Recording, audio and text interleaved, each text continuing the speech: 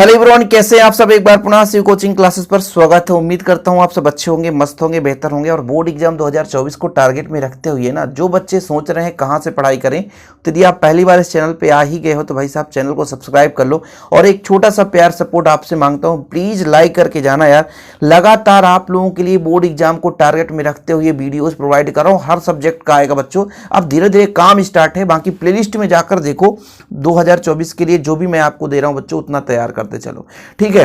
बाकी जो भी एमपी बोर्ड के अलावा अदर स्टेट बोर्ड के बच्चे हैं उनको प्रश्न तो तैयार ही कर लेना चाहिए। आज भी यहां पर बिल्कुल एकदम सारे के सारे महत्वपूर्ण प्रश्न हैं और जो कि प्रीवियस ईयर के क्वेश्चन है। हो सकता है कई बार रिपीट भी होता चलेगा, तो आप लोगों का भैया यहां पे क्या होगा, रिवीजन भी होता चलेगा। चलिए शुरू करते हैं बच्चों। पहला प्रश्न देखते हैं, किसी उपकरण का उपयोग वोल्टेज नियंत्रक के रूप में किया जाता है। ये पुराने क्वेश्चन है और ये अब नहीं आ सकता ये प्रश्न, क्योंकि जेनर डायोड हट गया बच्चों। इसका आंसर जेनर डायोड होगा, बाकी हट गया है, परेशान मत होना। ओमी प्रतिरोध है ट्रांजिस्टर, तांबे का तार, संधि डायोड। बहुत आसान है भाई, ये तो तांबे का तार होगा, है ना। चलिए आगे देखिए बच्चों, अगला प्रश्न आप देखिए। संयुक्त सूक्ष्मदर्शी में, सूक्ष्मदर्शी की बात की जा रही है। नेत्रिका की फोकस दूरी अभिदृश्य की फोकस दूरी से क्या होती है, कम होती है, अधिक होती है, बराबर होती है, ये बताना है आपको।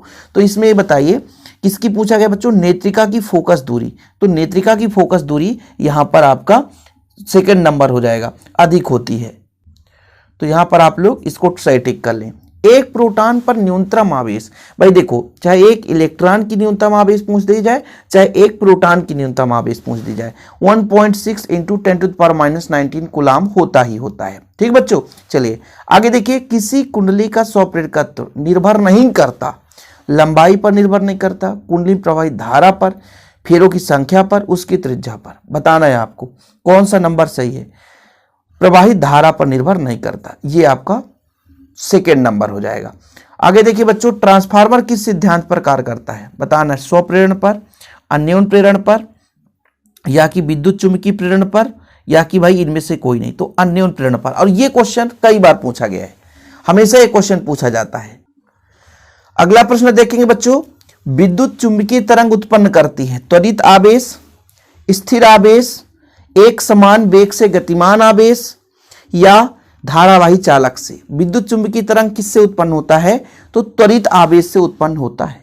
ऑप्शन नंबर फर्स्ट हो जाएगा, त्वरित आवेश से उत्पन्न होता है। धारा घनत्व का ऐसा ही मात्रा, किसके पहले लेक्चर में भी मैंने कराया था, बहुत ही सिंपल है। बताओ, एम्पियर प्रति मीटर स्क्वायर होता है। क्या बच्चों सही आंसर, एम्पियर प्रति मीटर स्क्वायर। तो ऑप्शन नंबर ये सही है, ठीक है, सेकेंड। आगे देखिए अगला प्रश्न है, शुद्ध संधारित्र युक्त प्रत्यावर्ती परिपथ में प्रवाहित धारा पर आरोपित वोल्टता के मध्य कलांतर कितना होता है। भाई क्या बोला है, धारा और आरोपित वोल्टता के बीच कलांतर बताना है आपको। कौन सा राइट आंसर हो जाएगा, तो π/2, 90 डिग्री का कलांतर होता है। भाभा परमाणु अनुसंधान केंद्र कहाँ है, ये बहुत पहले क्वेश्चन पूछा जाता था इस तरीके से, बाकी आप लोग तैयार कर लेना है। इसका कौन सा आंसर होगा बच्चों, नई दिल्ली, मुंबई, कोलकाता या बेंगलुरु। तो इसका राइट आंसर है कहां, मुंबई में। अगला प्रश्न देखिए, जर्मेनियम अर्धचालक में वर्जित ऊर्जा अंतराल कितना होता है। कितना होता है, 1.1 इलेक्ट्रॉन वोल्ट, या 1.9 इलेक्ट्रॉन वोल्ट, या 0.72 इलेक्ट्रॉन वोल्ट, या 0.75 इलेक्ट्रॉन वोल्ट। इसका ऑप्शन नंबर थर्ड है बच्चों, 0.72 इलेक्ट्रॉन वोल्ट। ठीक है, 0.72 इलेक्ट्रॉन वोल्ट। और ये क्वेश्चन आए हुए हैं, ऐसा नहीं है, एमपी बोर्ड में आया हुआ क्वेश्चन दे रहा हूं। किस उपकरण का उपयोग दिष्टकारी के रूप में किया जाता है। किस उपकरण का उपयोग दिष्टकारी के रूप में किया जाता है बच्चों, तो आपका हो जाएगा संधि डायोड। क्या, संधि डायोड, ठीक है। चार यहां पर देख सकते हैं, तो संधि डायोड का उपयोग दिष्टकारी के रूप में किया जाता है। दूरदर्शी में नेत्रिका की फोकस दूरी अभिदृश्यक की फोकस दूरी से क्या होगा। अभी संयुक्त सूक्ष्मदर्शी की बात कर रहे थे, इसका लगभग अपोजिट ही होता है बच्चों। तो इसका राइट आंसर क्या हो जाएगा, अपोजिट होगा ना, क्योंकि सूक्ष्मदर्शी में नेत्रिका की फोकस दूरी अधिक होती थी, यहां पर क्या हो जाएगी, दूरदर्शी में कम होती। ठीक है, क्लियर है। अगला देखिए, एक न्यूट्रॉन का द्रव्यमान कितना होता है। बताओ, एक न्यूट्रॉन का द्रव्यमान 1.67 तो सब में है, 10⁻⁻27 किलोग्राम। इसके बाद आपका आ जाता है बच्चों, रिक्त स्थान की पूर्ति करिए। यहां पर सभी प्रश्न महत्वपूर्ण है, एक भी मिस मत करना। सबसे अधिक आवृत्ति की विद्युत चुंबकीय तरंग का नाम बताना है। सबसे अधिक आवृत्ति वाले विद्युत चुंबकीय तरंग का नाम बताना बच्चों, कौन सा होगा बताओ। आप लोग बता सकते हो तो ये हो जाएगा गामा। कौन सा हो जाएगा बच्चों, गामा। ठीक, पहला हो गया।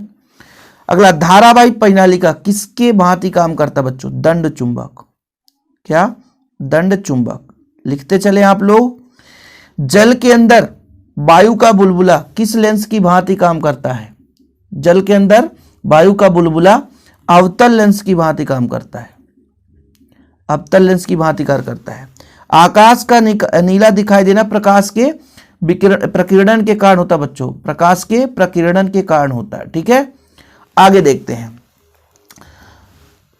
विद्युत परिपथ में वोल्ट मीटर सदैव किस क्रम में जोड़ा जाता है। तो वोल्ट मीटर को समांतर क्रम में जोड़ते हैं। और जब बच्चों यहां पर क्या बोला गया है, विद्युत परिपथ में वोल्ट मीटर को किस क्रम में जोड़ा जाता है, समांतर क्रम में, और अमीटर को श्रेणी क्रम में जोड़ा जाता है। आदर्श प्रेरकत्व का ओमीय प्रतिरोध कितना होता है। आदर्श प्रेरकत्व का ओमीय प्रतिरोध लगभग शून्य होगा बच्चों। जब भी आदर्श बात आ जाती है ना, आदर्श की बात आती है तो शून्य ही होता है। ठीक है, ये शून्य होता है। ठीक, अगला देखिए, दिष्ट धारा की आवृत्ति, दिष्ट धारा की आवृत्ति भी कितनी होती है, शून्य होती है। नेक्स्ट क्वेश्चन, सबसे अधिक आवृत्ति की विद्युत चुंबकीय तरंग, ये भी गामा हो जाएगा। एक बार और रिपीट हो गया, सबसे अधिक आवृत्ति की। देखिए 2 बार पूछा गया है, इसलिए 2 बार लिखने में क्या होता बच्चों, कभी कभी लिखते लिखते फ्लो खत्म हो जाता है, इसलिए 2 बार लिखा गया। और ये रिपीटेड क्वेश्चन है, मतलब 2 बार आ भी चुका है, ध्यान रखिएगा। प्रकाश तरंगों की आवृत्ति किस कोटि की होती है, 10 घाते। ये क्वेश्चन कई बार पूछा गया है, 14 हर्ट्ज। ठीक है, ये इस कोटि की होती है। प्रकाश का वेग विरल माध्यम से सघन माध्यम में जाने पर क्या होता है। प्रकाश के वेग में क्या होगा बच्चों, कम हो जाएगा। जब विरल से सघन में जाता है तो थोड़ा सा क्या हो जाता है, कम हो जाता है, बढ़ता नहीं है कभी, कम हो जाएगा। चुंबकीय क्षेत्र कौन सी राशि है, तो चुंबकीय क्षेत्र एक सदिश राशि है। कौन सी राशि बच्चों, सदिश राशि। संट का उपयोग धारा मापी की, यहां पर क्या हो जाएगा, कम हो जाती, मतलब संट के उपयोग से धारामापी की सुग्राहिता, सुग्राहिता कम हो जाती है। सुग्राहिता क्या हो जाती है, कम हो जाती है। इसके बाद थोड़ा सा सही जोड़ी मिलान करिए। कुछ क्वेश्चन यहां पर लाया हूं बच्चों, फटाफट आप लोग देखिए। तो देखिए भैया, पहला प्रश्न है, संयुक्त सूक्ष्मदर्शी की आवर्धन क्षमता कितनी होती है। तो ये ऑप्शन नंबर आपका डी है। देखिए जरा, -V0/U0 1 - D/F। ब्रूस्टर का नियम बच्चों नीचे आपको दिखाई देगा, प्रकाश का ध्रुवण। ठीक है, तो ये प्रकाश का ध्रुवण ब्रूस्टर का नियम है, प्रकाश का ध्रुवण। ठीक, अवरक्त किरणें बच्चों ये हर्शल साहब थे। इसके बाद इलेक्ट्रॉन वोल्ट जो है ऊर्जा का मात्रक है, सबसे नीचे आपको दिखाई देगा।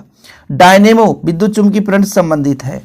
अमीटर का क्या हो जाएगा बच्चों, यहाँ पर धारा मापने का यंत्र हो जाएगा। और विद्युत सामर्थ्य, तो डायनेमो का आप लोग यहाँ पे मिलान कर दो, विद्युत चुंबकीय प्रेरण है। और आपका अमीटर है, अमीटर का कौन सा हो जाएगा, धारा मापने का यंत्र। ठीक है, क्लियर है। और विद्युत सामर्थ्य क्या हो जाएगा, VI हो जाएगा। ये हो गया, थोड़ा नीचे स्पेस कम था बच्चों इसलिए ऐसा हो गया, बाकी आप लोग तैयार कर लें। आगे चलते हैं, अभी प्रश्न खत्म नहीं हुआ भाई, अभी चलना है, काफी लंबा है। आप लोग छोड़कर मत भागो, पूरे पूरे करके ही जाना है। लेंस की फोकस दूरी लेंस की क्षमता पर किस प्रकार निर्भर करता है। क्षमता फोकस दूरी के व्युत्क्रम होता है, ध्यान रखिएगा। जो आपके लेंस क्षमता है फोकस दूरी के व्युत्क्रम के बराबर होता है। तो यहाँ पर मैं आपको बता दूं, लेंस की क्षमता पावर जो होता है बच्चों, फोकस दूरी का व्युत्क्रम होता है। आगे, लेंस का नियम किस सिद्धांत पर आधारित है। लेंस का नियम बच्चों ऊर्जा संरक्षण पर आधारित है। यहाँ पर लिख लो, ऊर्जा संरक्षण, ऊर्जा संरक्षण सिद्धांत पर आधारित है। देहली आवृत्ति क्या है, देहली आवृत्ति वह न्यूनतम आवृत्ति है जिससे कम आवृत्ति के प्रकाश से धातु की सतह से प्रकाश इलेक्ट्रॉन उत्सर्जित नहीं हो सकता। ठीक है, मतलब एक निश्चित आवृत्ति जिससे कम आवृत्ति पर उससे इलेक्ट्रॉन उत्सर्जित ना हो सके, उसकी देहली आवृत्ति कहलाती है। अगला क्वेश्चन है, खगोलीय दूरदर्शी की आवर्धन क्षमता कैसे बढ़ाई जा सकती है। क्या करें कि खगोलीय दूरदर्शी की आवर्धन क्षमता बढ़ा जाए। ठीक है, देहली आवृत्ति की परिभाषा क्लियर है कि मतलब एक निश्चित आवृत्ति जिससे कम आवृत्ति होने पर यदि आपतित होगा धातु की सतह पर प्रकाश तो इलेक्ट्रॉन उत्सर्जित नहीं होगा, वो उसका देहली आवृत्ति कहलाता है। अच्छा, इसका आंसर बताते हैं, खगोलीय दूरदर्शी की आवर्धन क्षमता कैसे बढ़ाई जा सकती है। खगोलीय दूरदर्शी, देखिए अभिदृश्यक की यदि फोकस दूरी बढ़ा दिया जाए और नेत्रिका की फोकस दूरी कम कर दें, अभिदृश्यक की फोकस दूरी बढ़ाकर और नेत्रिका की फोकस दूरी को कम करके इसका हम आवर्धन क्षमता बढ़ा सकते हैं। तो यहां पर मैं लिख सकता हूं बच्चों, देखिए यहां पर बच्चों मैं आंसर भी लिख दिया कि अभिदृश्यक की फोकस दूरी बढ़ाकर एवं नेत्रिका की फोकस दूरी कम करके खगोलीय दूरदर्शी की आवर्धन क्षमता बढ़ाई जा सकती है। कुचालक माध्यम की उपस्थिति का विभव पर क्या प्रभाव पड़ता है?